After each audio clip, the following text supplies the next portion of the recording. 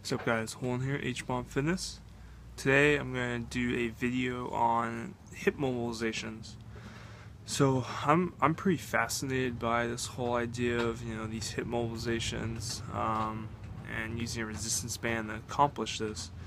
In the past couple years, my main problem from sports and stuff would definitely probably be some hip issues.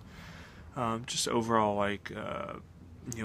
weakness and immobility. So over the past couple months and years, I've started to figure out kind of ways to really get your hips into optimal function, because your hips are basically the powerhouse, the main drivers of your whole body. So if things are not working correctly in your hips or not functioning correctly, it will throw your whole body off. So today I'm going to show you a different kind of mobilization for your hips, something a little bit different. And basically what we're going to work on is getting some band distraction in that hip capsule. So when you have your femur and you're in the acetabulum, basically from doing activity all day and stuff, our hips just get kind of tacked down, and you have fibers and collagen and ligaments in your hip joint that are somewhat just like any other joint. Things get stiff, immobility, and since this is a kind of a roll, slide, and glide joint, just like your shoulder, since there's a lot of ranges of motions, a lot of things can also kind of go wrong. Opposed to your knee, where it's just flexion and extension, your hip, you have abduction, abduction, flexion, extension, rotation, internal, external rotation. So there's a lot of stuff, a lot of movements that can go wrong. Okay, so this is what we're going to do.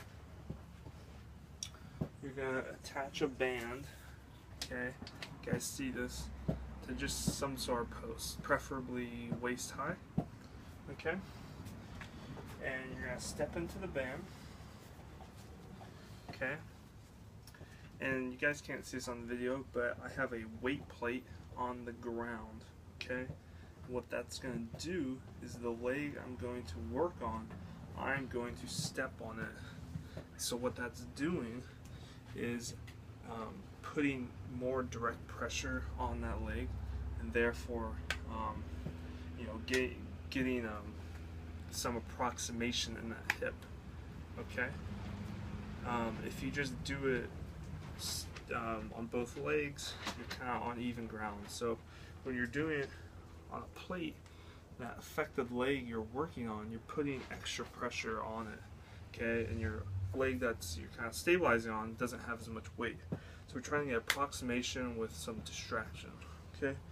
So you step on it, you can hold on to something above, okay, and basically what you're going to do is do types of, if you guys can see the band right here, do side bend, excuse me, fold forward.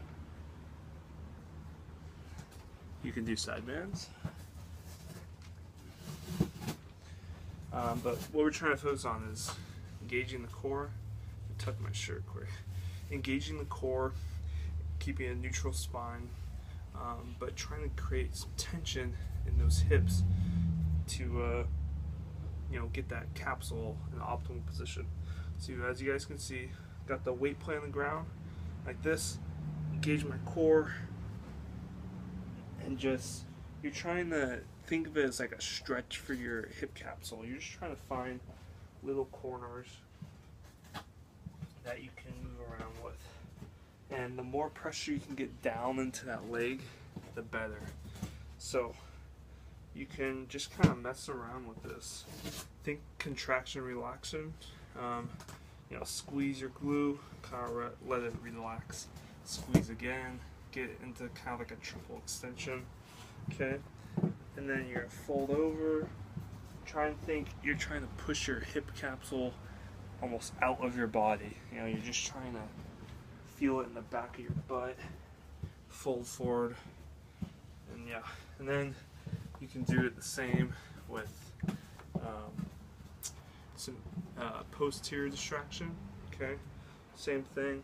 You can just fold forward. Think about getting as much weight as possible down into the ground. Okay. You don't want to do medial distraction. This would be medial distraction. You don't want to do that. Trying to get lateral distraction. So there you go, guys. Basically, it's pretty simple. You just stand up, put it in. It's kind of a core exercise too. You gotta, be in midline while there's a force pulling you to the side. So it kind of works your whole body, kind of gets you going. But just think, you got your femur, acetabulum. Okay, if those aren't sliding like this properly and moving correctly, what happens is we'll get stuck. So if you're trying to go in flexion, you kind of rub against here, and your body is made to move.